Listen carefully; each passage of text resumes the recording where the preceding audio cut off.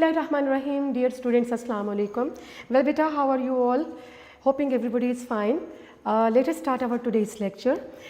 Beta, as you know that we have started our 5th lesson from book 2, and that is on destroying books. And this lesson is just all about the efforts of the writer to destroy his books by putting them into a sack and by dropping them into the river.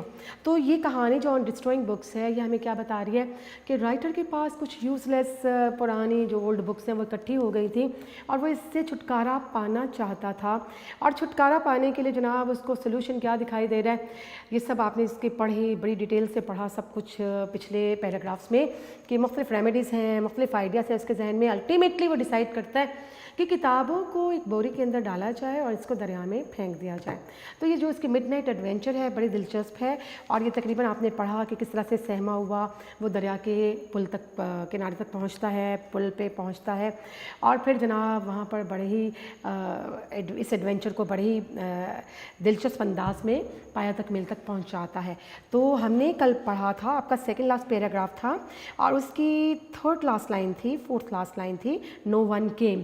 तो आज बेटे इसको यहीं से continue करेंगे कि no one came कि ultimately he dropped that sack into the water into the deep water और क्या हुआ कि ही वाज फ्राइटेंड कि somebody could seize him somebody could arrest him.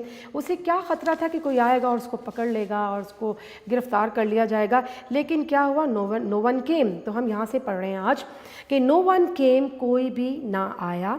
I turned home मैं घर की जानिब चला गया एंड घर की जानिब मैंने रास्ता लिया and as I walked I thought a little sadly of all those books. और जब मैं घर जा रहा था तो I was bit sad regarding the fate of those innocent books. तो इन किताबों की किस्मत के हवाले से थोड़ा सा मैं अफसुर्दा भी हुआ कि वो मैंने इनके साथ क्या कर डाला कि किताबों को दरिया बुर्द कर दिया है। Falling into the cold torrent कि अब ये क्या होंगी टॉरेंट होगा वेव। टॉरेंट लिखेगा बेटे torrent means flow wave torrent flow wave धारा दरिया का धारा।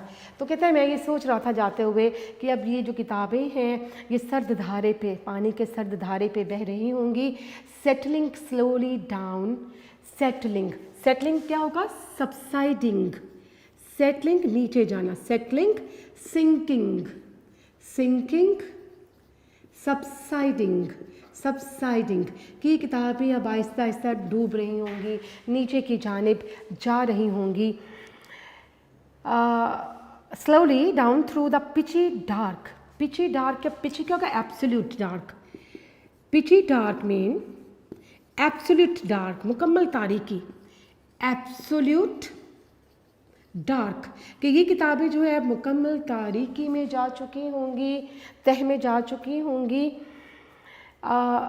And subsiding at last on the ooze of the bottom subsiding subsiding again meaning sinking डूबना नीचे की जानिब जाना गोइंग डाउनवर्ड ooze मीन क्या होगा इट मीन्स वेट मड कीचड़ गीली मट्टी या कीचड़ को कहा जाएगा। तो मैंने सोचा कि अब जब दरिया की तह तक जो मट्टी है नीचे गहराई में कीचड़ है वहाँ तक ये पहुँच गई होंगी किताबें there to lie forlorn forlorn क्या होता है बेटा फॉरलॉर्न माने होता है अलोन तन्हा अनकेयर्ड फॉर कि ये किताबें तन्हा होंगी और इनका कोई साथी नहीं होगा इनका कोई ख्याल रखने वाला अब नहीं होगा एंड फॉरगॉटन और इनको भुला दिया जाएगा while the unconscious world of man went on और अनकॉन्शियस आपके पास वर्ड आए अनकॉन्शियस मीन अनकॉन्शियस जी बेटी आपके पास वर्ड आता है CIOUS अनकॉन्शियस अनअवेयर बेखबर ठीक है जी and going on went on sorry next word is unconscious world of men went on mean continued यानी कहता है कि ये किताबें जो इनको भुला दिया जाएगा, ये तनहा होंगी, इनकी केयर करने वाला कोई नहीं होगा, जबकि जो बेखबर दुनिया के काम हैं, लोगों के काम हैं, वो जारी रहेंगे, कंटिन्यूड रहेंगे। Horrible bad books, horrible mean terrible, कि ये खौफनाक बुरी किताबें थी। यानी किताबों के बारे में वो ये भी सोच रहा है कि बड़ी हॉरिबल, बड़ी टेरिबल, बड़ी खौफनाक सी किताबें थी। एंड पुअर इनोसेंट बुक्स, लेकिन बेचारी बहुत ही मासूम किताबें, you are lying there still, कि तुम वहीं पड़ी रहोगी, कवर्ड, ढांपी हुई कीचड़ में, perhaps with mud by this time, और शायद इस वक्त तक मिट्टी ने तुम्हें ढांप लिया होगा। कहाँ? दरिया की तह में। With only a stray rag of you, stray, stray होगा वॉन्डरिंग, वॉन्डरिंग, आवारागर्द, बाहर निकला हुआ। Rag, rag mean piece of cloth, piece of cloth. ठीक है जी। नेक्स्ट वर्ड हमारे पास आता है sticking out of the slime, sticking out, sticking out, sticking out का मतलब popping out, popping out, coming out, coming out. और स्लाइम क्या होगा? Slime mean mud. तो क्या कह रहा है जनाब, क्या महसूस कर रहे हैं इन किताबों के बारे में कि with only a stray rag of your sacking, sacking क्या होगा? बैग, कि तुम्हारी बोरी का जो एक आउटसाइड एक टुकड़ा होगा, वो sticking out of the slime, अब वो मिट्टी में से वो एक टुकड़ा बाहर निकल आया होगा, यानी वो बोरी किताबों की जो तह में जा चुकी है, उसका एक जो बोरी का टुकड़ा है वो कहीं ना कहीं झांक रहा होगा नीचे कीचड़ में ही, मिट्टी में ही। Into the opaque brown tides, opaque क्या होता है बेटे? यहाँ पर लिखते हैं opaque mean, it means unclear, गैर शफाफ, unclear, not letting light through. Opaque mean, it means not letting light through, जिसमें से रोशनी गुजर नहीं सकती। ठीक है, इसको हम कहते हैं अनक्लियर, गैर शफाफ। एक शफाफ होती है, गैर शफाफ होती है, not letting light, not letting light through, THROUGH, through, THROUGH, जिसमें से रोशनी का गुजर नहीं है। ओपेक, अनक्लियर, यानी गैर शफाफ। और क्या सोचता है कि जनाब तुम्हारी बोरी का वो जो टुकड़ा है वो झलक रहा होगा मिट्टी में से, और गैर शफाफ ब्राउन टाइड्स जो हैं, भूरी लहरें हैं दरिया के, उनके संग तुम बह रही हो। और किताबें कौन सी हैं? ओड्स टू डायना, ये पोइट्री बुक्स है। Odes to Diana, sonnets to Ethel, के एथल की नज़में और डायना की जो नज़में हैं उसके बारे में लिखी गई।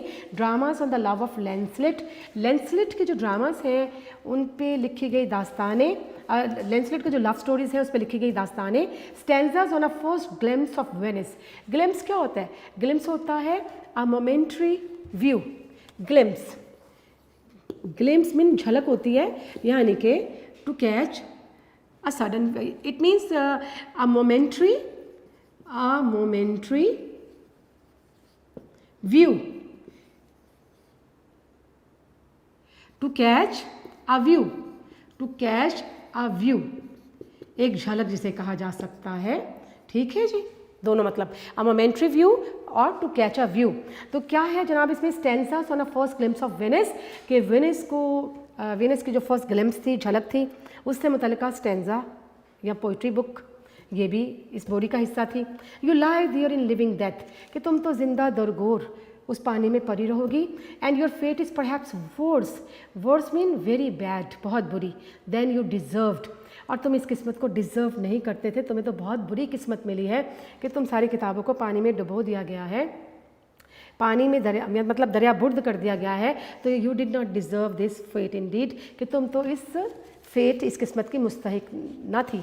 Your fate is worse than you deserved, कि तुम्हारी किस्मत तो बहुत ही बुरी निकली, जो तुम डिज़र्व नहीं करती थी तुम्हें वो सहना पड़ा। ठीक है जी, ये आपका लेसन जो है वो कंप्लीट हुआ। बेटे टेक्स्ट के एंड पे जो क्वेश्चंस हैं वो भी और कुछ एडिशनल क्वेश्चन जो हमारे नोट्स के अंदर मौजूद है वो भी अभी करेंगे। अब मैं एक्सरसाइज की जानिब आती हूँ और एक्सरसाइज को बेटे हम लोग कंप्लीट कर रहे हैं अपने नोट्स में से। और नोट्स में आपके पास जितने भी सिनोनिम्स, जितने भी डिफ़िकल्ट वर्ड्स हैं वो इस लेसन के लिखे हुए हैं। बेटे आप इन सिनोनिम्स को जो है वो तैयार कर लें और आपकी basically your exercise comprises synonyms and question answers. तो सिनोनिम्स हम लोग फर्स्ट ऑफ ऑल देख लेते हैं कि क्या है।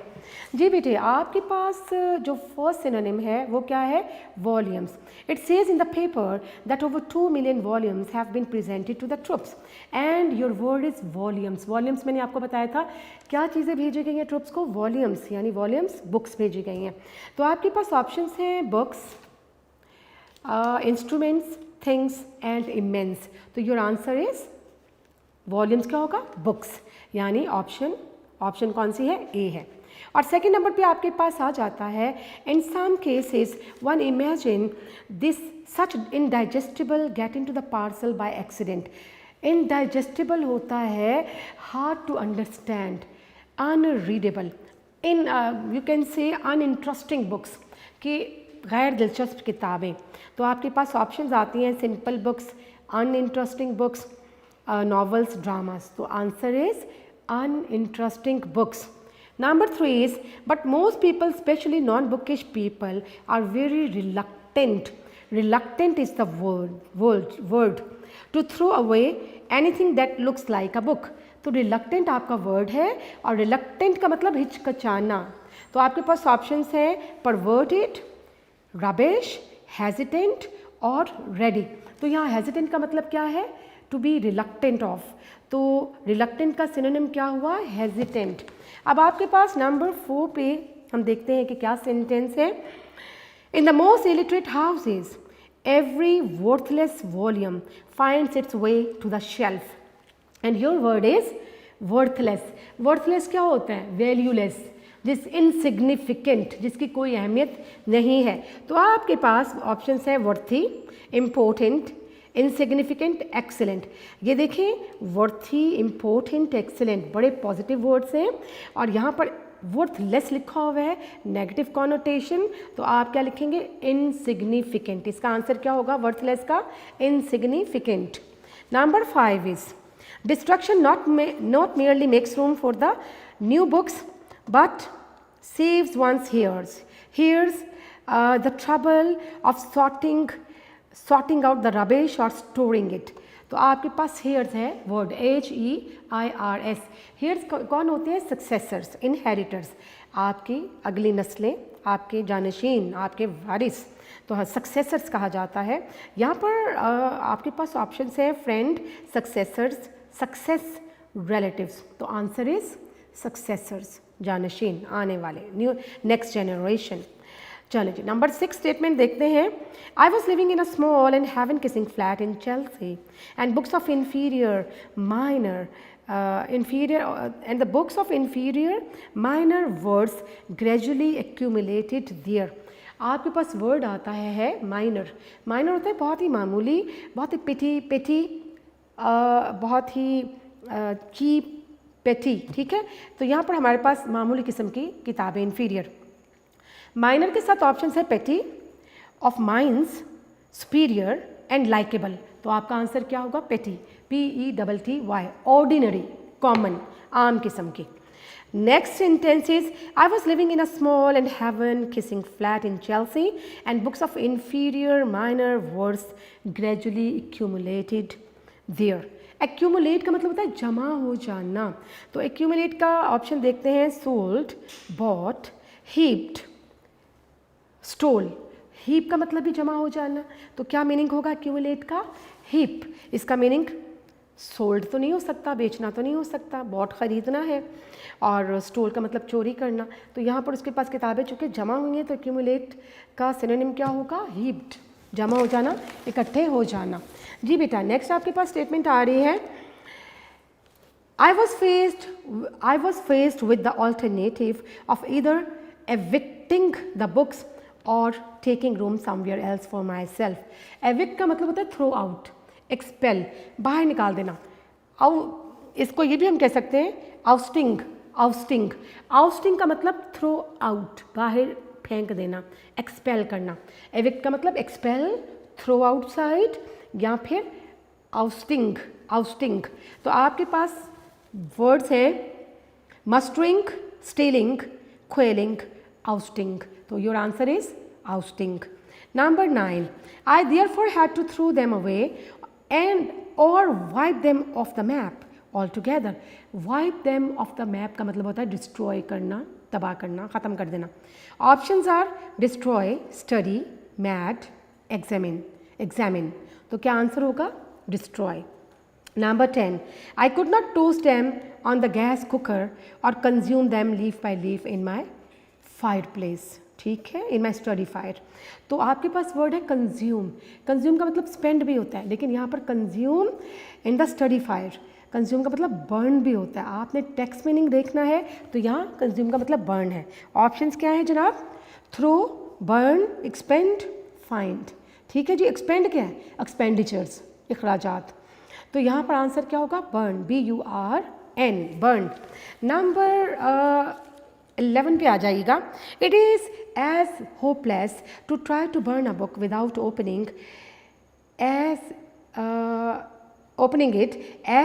To try to burn a piece of granite. ठीक है ना, किसी किताब को जलाना साबित बिल्कुल सालिम, बिल्कुल ऐसा है जैसे किसी हार्ड स्टोन को जलाया जा रहा है। तो ग्रेनाइट क्या होता है? ग्रेनाइट एक हार्ड स्टोन होता है। तो हमारे पास ऑप्शंस हैं paper, book, cooker, stone. Answer is stone. Next देखिए बेटा, so in the end I determined to do them what so many people do to the kittens, tie them up and consign them to the river। Consign होता है deliver, dispatch, send, भेज देना, सपुर्द कर देना। तो options consign के साथ क्या हैं? फ्लेवर, मार्क, डिस्पैच, सोर, SOUR। तो आपका आंसर क्या है? डिस्पैच, सपुर्द कर देना। नेक्स्ट है I improvise the sack. Improvise का मतलब मैनेज करना, तैयार करना। Word is improvise. तो ऑप्शंस क्या हैं? Stole, sold, managed, through. तो यहाँ हम क्या करेंगे? इम्प्रोवाइज का meaning managed. Then rang out the steps of solitary travellers. Solitary कौन होता है? तनहा, अलोन, ऑल अलोन, लोनली। तो हमारे पास ऑप्शंस हैं ग्रुप, वरिड, टायर्ड और लोनली। तो your answer is lonely. Number 15, I strode of towards the little square glow. Strode of का मतलब क्या होता है? चहलकदमी करना, पहुंचना, पेशकदमी करना। तो इसका मतलब मार्च्ड। आपके पास ऑप्शन है स्ट्रोव। स्ट्रोव का मतलब क्या होता है? स्ट्राइव की सेकंड फॉर्म है, और स्ट्राइव का मतलब to make an effort, to struggle hard, कोशिश करना। Swam and burnt. तो आपका मीनिंग क्या होगा? मार्च्ड, पेशकदमी करना। किसका मीनिंग है? स्ट्रोड ऑफ का। I passed a policeman who was flashing his lantern। Flashing का मतलब क्या होता है? रोशनी डालना, शाइनिंग। आपके पास है स्टेपिंग, शाइनिंग, डिम, सैकिंग। तो आंसर क्या है? Shining. He looked suspicious. Suspicious doubtful होता है। And your options are doubtful, timid. Timid कौन होता है? Timid, coward, coward, frightened. तो आपने सस्पिशियस का मीनिंग लिखना है डाउटफुल। ठीक है जी, मशकूक होना। आई ट्रेम्बल्ड स्लाइटली। स्लाइटली थोड़ा सा, अ बिट, अ लिटल। आपके पास ऑप्शन है forcefully, a little, dull, foolishly. तो your answer is a little, थोड़ा सा। नेक्स्ट देखते हैं, he may suspect I have swag in the sac.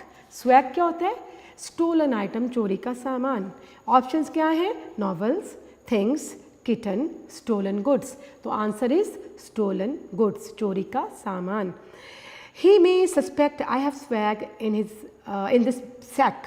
Suspect का मतलब होता है शुबा करना, डाउट, शक करना। ऑप्शंस क्लियर, गिव, डाउट और ट्रस्ट। तो योर आंसर इज डाउट। जी बेटे, आपकी नेक्स्ट स्टेटमेंट 21 नंबर पे देखते हैं क्या है। They are detected in any deliberately furtive act. Furtive क्या होता है? फर्टिव मीन्स सीक्रेट, यानी छुपा हुआ, पोशीदा। तो हमारे पास ऑप्शन है सीक्रेट, अपैरेंट, लग्जरियंट एंड ईजी। तो योर आंसर इज क्या होगा? फर्टिव, सीक्रेट। नंबर 22, ही एक्विटेड मी अपैरेंटली। एक्विट का मतलब होता है एब्सॉल्व, एब्सॉल्व या फिर हम कह सकते हैं एक्सोनरेटेड, एक्सोनरेट, एब्सॉल्व, बरी कर देना, किसी को छोड़ देना, एक्सोनरेट कर देना। आपके पास एक्विट जो है बरी कर देना, इसकी ऑप्शंस क्या है? हेल्प्ड, एक्सोनरेट, मार्क्ड और पनिश्ड। तो आपका आंसर क्या होगा? एक्सोनरेट। जी, ही एक्विटेड मी अपेरेंटली, अपेरेंटली क्या होता है? वाज़े तौर पर, एविडेंटली, ऑब्वियसली। तो ऑप्शंस क्या है? Legally, scornfully, secretly and evidently. तो आपका आंसर क्या होगा? Evidently. I prevented from growing more rapid, next line है, प्रिवेंट फ्रॉम होता है एवॉइड करना, किसी चीज़ से बाज रहना, एवॉइड। तो हम देखते हैं प्रिवेंटेड फ्रॉम के साथ ऑप्शंस हैं समन्ड, फिक्स्ड, एवॉइडेड, assembled। तो आपका आंसर क्या होगा? Your answer is avoided. Next आपका सेंटेंस क्या है? All the implication of my act revealed themselves. Implication होता है कॉन्सिक्वेंसेस, नताइज को कहा जाता है।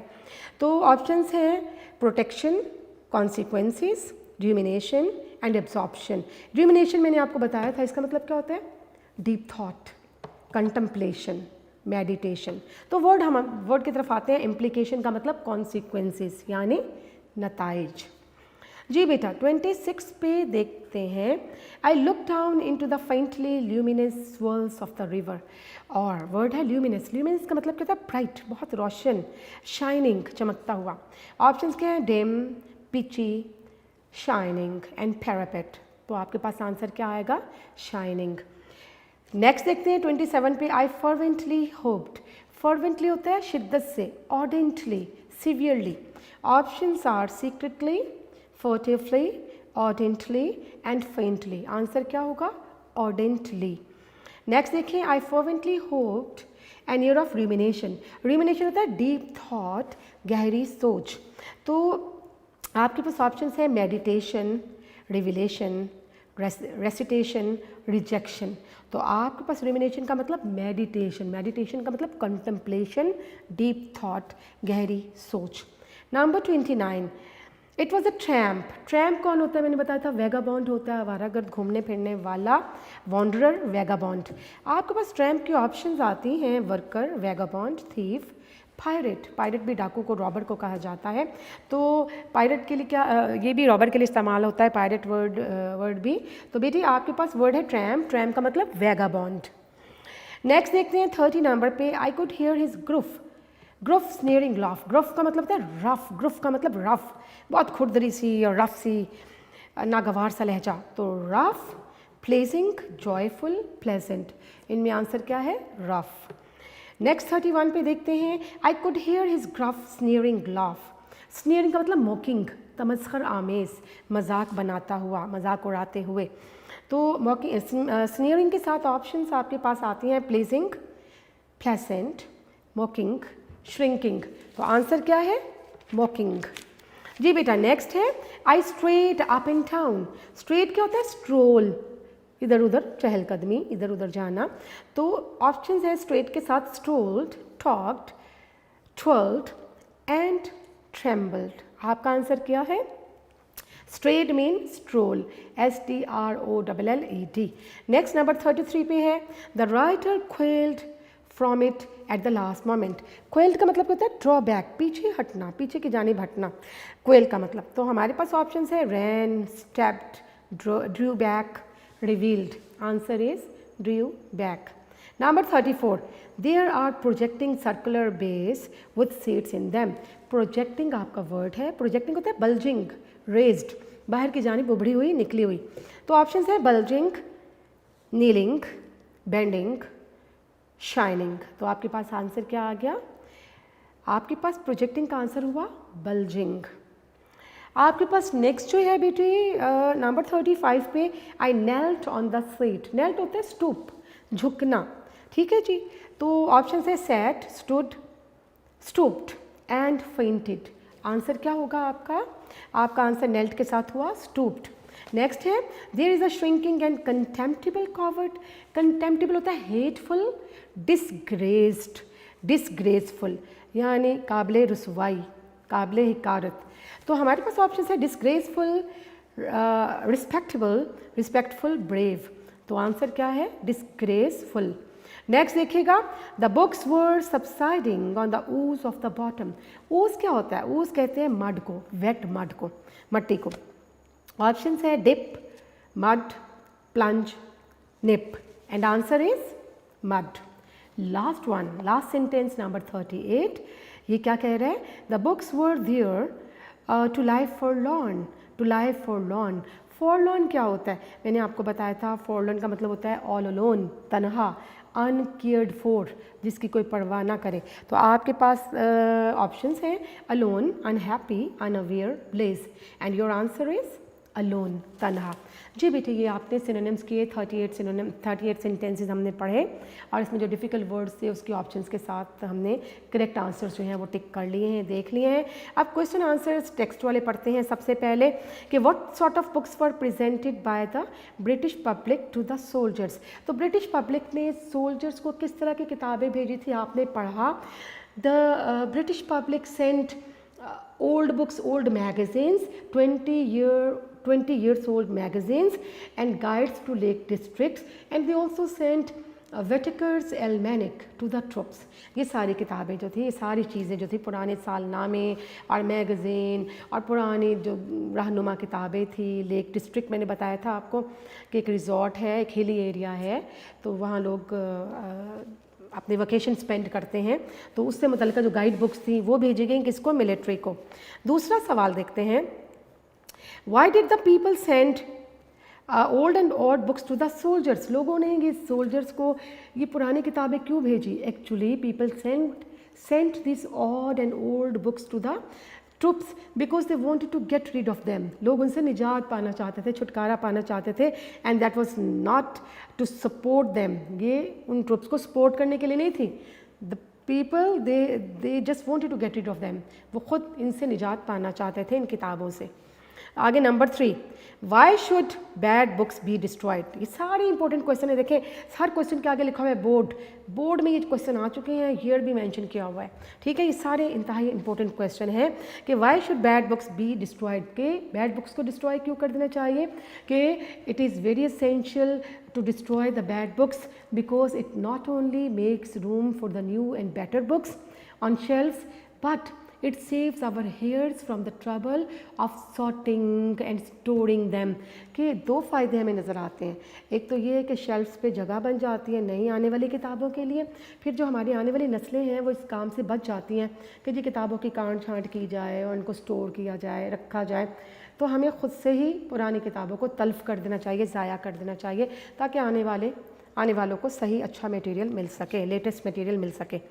Question number 4, why is it difficult to destroy books. Books को डिस्ट्रॉय करना क्यों डिफ़िकल्ट है? राइटर क्या कहता है? The writer is of the opinion that the books die hard, कि बुक्स जो है वो मरती नहीं है, बामुश्किल हम कह सकते हैं कि इनका ख़ात्मा हो सकता है। And we can not hang them, उनको फांसी भी नहीं दी जा सकती। We can not burn them leaf by leaf, और लीफ बाय लीफ करके जलाना भी मुमकिन नहीं। तो very difficult indeed to destroy books, किताबों को डिस्ट्रॉय करना बहुत ही मुश्किल है। नेक्स्ट क्वेश्चन आपका बेटी देखते हैं नंबर 5 पे, Y could not the author burn the unwanted books. Y could not the author burn the unwanted books. Unwanted books को ऑथर बर्न क्यों नहीं कर सका था? देखिए, हमने पढ़ा कि the author basically lived in a small flat and he had a small room with small room, and he could not burn the books leaf by leaf in his study fights। जो study room fight थी उस आतिशदान में leaf by leaf किताबों को वो burn नहीं कर सकता था। ठीक है, and plus he was having a very small kitchen, that is why he could not burn the books on gas cooker पे भी उनको बर्न नहीं कर सकता था।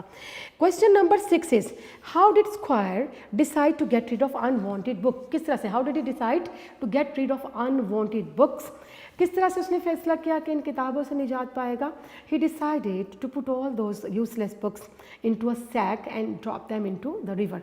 उसने डिसाइड किया कि बोरी में डाला जाए इन किताबों को और दरिया बुर्द कर दिया जाए, दरिया में डबो दिया जाए। ठीक है जी। Number 7, describe the author's midnight adventure of throwing the books into the river, कि उसकी जो आधी रात की एडवेंचर थी वो आपने बयान करनी है कि वो किस तरह से निकला है। ठीक है ना, तो आपने उसको बयान करना है कि he put the sack of the books on his shoulders and went down the street and he was really fearful। क्यों था वो? He was fearful for the feeling of because of the feeling of being caught by somebody, being suspected by somebody as having some stolen items। उसको ये फ़िक्र थी कि कोई ये ना कहे कि मैं कोई चोरी का सामान जो है वो लेकर जा रहा हूँ।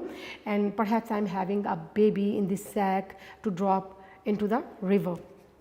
नेक्स्ट देखते हैं नंबर 8 पे कि how did Squire muster up courage at last to fling the books into the river, कि बिल आखिर उसने किस तरह से करेज को मस्टर अप किया है, अपनी हिम्मत को मुश्तमा किया है कि किताबें बिल आखिर मुझे डबो ही देना है। तो किस तरह हिम्मत को उसने मुश्तबा किया है? तो he mustered up his courage by scolding himself as a shrinking and contemptible creature. उसने कहा मैं तो काबिल हिकारत और काबिल रुसवाई शख्सियत बन जाऊंगा अगर मैं इतना छोटा सा काम नहीं कर सका। तो he scolded himself for drawing back from this action. तो इस काम से पीछे हटने पर उसने अपने आप को स्कोल्ड किया है, बुरा भला कहना शुरू किया है कि मुझे ये करना ही है। जी नेक्स्ट हम देखते हैं कि did Squire came to have a feeling for the books after he had got rid of them. जब वो किताबों से निजात पा चुका तो उसकी फीलिंग्स क्या थी? Actually he was the writer felt pity for them and he was having a feeling that the books did not deserve the fate which they met, कि जो बुरी किस्मत उनको मिली, फेस करना पड़ी, वो ये डिज़र्व बुक्स नहीं करती थी। ठीक है जी, ये आपके टेक्स्ट क्वेश्चन थे। कितने क्वेश्चन थे? 9 क्वेश्चन थे। क्वेश्चन नंबर 10, अब एडिशनल क्वेश्चन थोड़े से कर लेते हैं, बस हमारा पीरियड ये खत्म होने वाला है। 2-4 क्वेश्चन मजीद देख लेते हैं एडिशनल क्वेश्चंस कि how many books were presented to the soldiers by the people. कितनी किताबें भेजी गई? कि over 2 million books were sent to the troops by the public. 2 million किताबें भेजी गई थी। And what is the attitude of the non bookish people towards books. जो नॉन बुकिश पीपल होते हैं, जिन्हें किताबों में इंटरेस्ट नहीं होते, उनका एटीट्यूड किताबों के हवाले से क्या होता है? देखो, the non bookish people they remain reluctant to throw anything which looks like a book, कि कोई भी ऐसी चीज़ जो कि उनके तहरीरी शक्ल में मिल जाए, किताबी शक्ल में मिल जाए, वो रिलक्टेंट रहते हैं, उसको फेंकना नहीं चाहते हैं। तो this is the attitude of the non bookish people.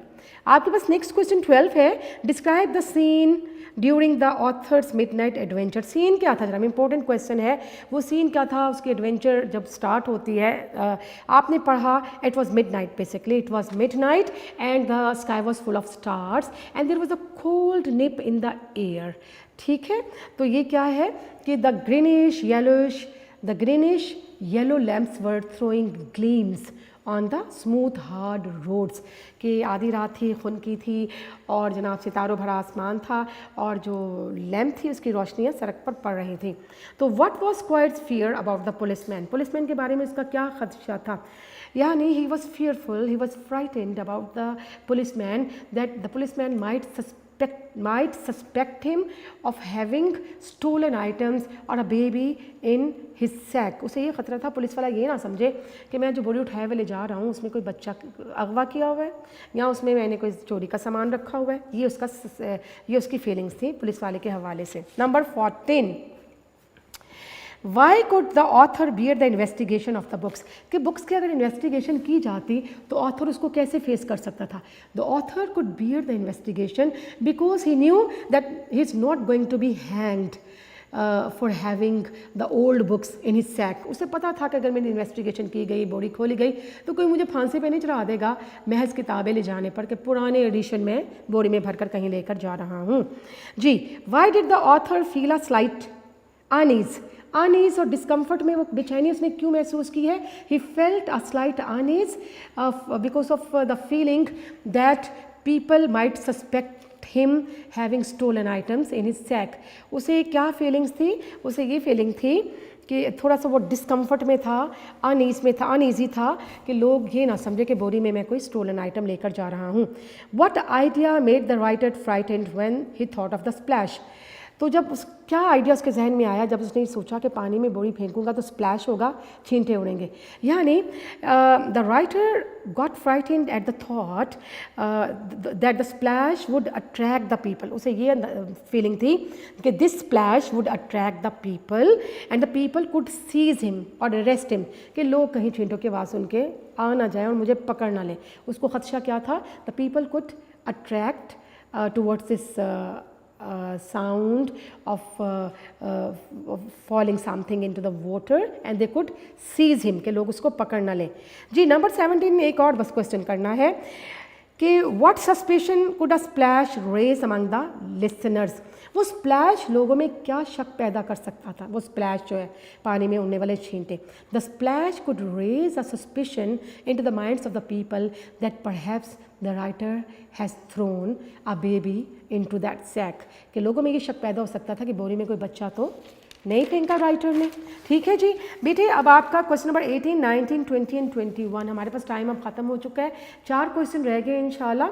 Next जो आपका पीरियड होगा उसमें जो लेक्चर होगा सबसे पहले हम इन क्वेश्चंस को कंप्लीट करेंगे और फिर उसके बाद जो है नेक्स्ट असाइनमेंट करेंगे। ये 5 आपके चैप्टर जो हैं वो हमें करना थे मॉडर्न प्रोज से जो आपके कंप्लीट हुए। तो बेटा अपना बहुत ज़्यादा ख्याल रखिएगा, अपनी बहुत केयर कीजिएगा। Thank you very much, take care and stay blessed. Thank you very much, अल्लाह हाफिज़।